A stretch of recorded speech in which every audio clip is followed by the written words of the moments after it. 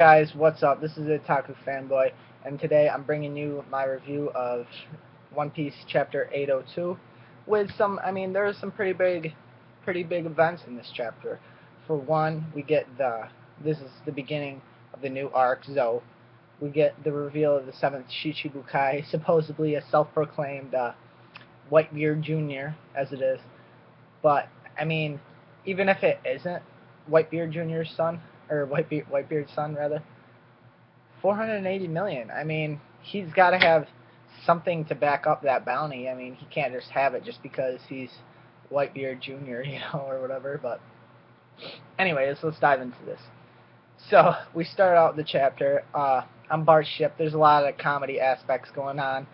Uh, Gambia calls his grandma asking for help, and nothing ever even they don't even get any help from him, like for navigational purposes. But yeah, and then we switch over to this weird character, this Edward Weeble, self-proclaimed Whitebeard Jr.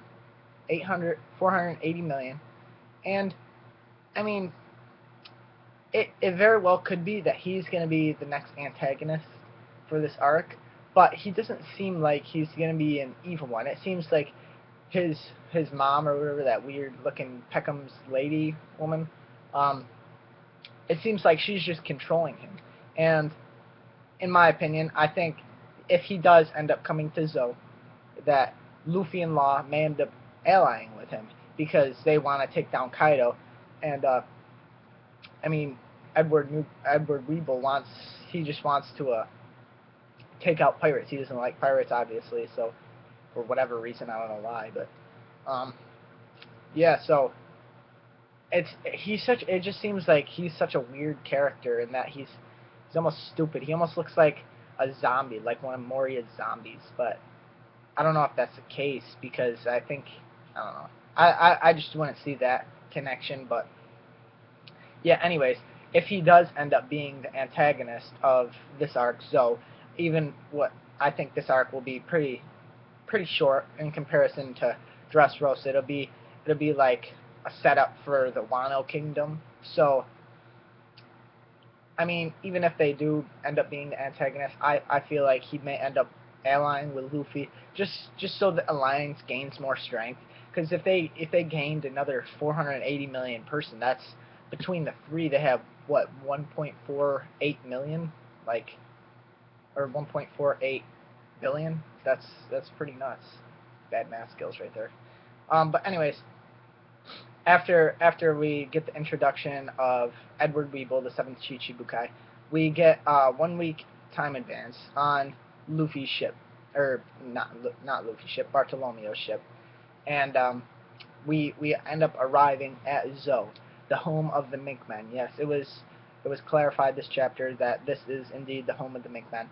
So all those chapters back when there was that little reindeer girl, when we saw Sanji and the rest of the crew, uh, she was potentially a Minkman, and that's kind of interesting. I like the idea of Minkman. Maybe this will be like if Weeble ends up being the antagonist. Maybe this will just be a power up arc for Luffy and Law. Maybe Luffy will advance his powers even further. Maybe I don't necessarily see a full awakening yet with Luffy, just because I don't know. It seems too early right now, but I definitely feel like excuse me. I definitely feel like before they fight Kaido, he will have to have at least a partial awakening, if not a full awakening. But anyways, moving on. Yeah, I mean, but all in all, I think the introduction of Zoe with on the giant elephant, that was pretty cool. So back in, what was it, 797, when Sanji and the crew were running from that water, there was actually the elephant's trunk just spouting out water, cleaning itself, most likely. But yeah, it was a pretty good chapter. All in all, I'd probably give it like a 8.5. I don't know. It was just one of those in between chapters. We get the start of the new arc, the seven Shichibukai, maybe the antagonist of this next arc. And yeah, the introduction of Zoe, the Minkmen. Um, but yeah, let me know what you guys thought of this chapter.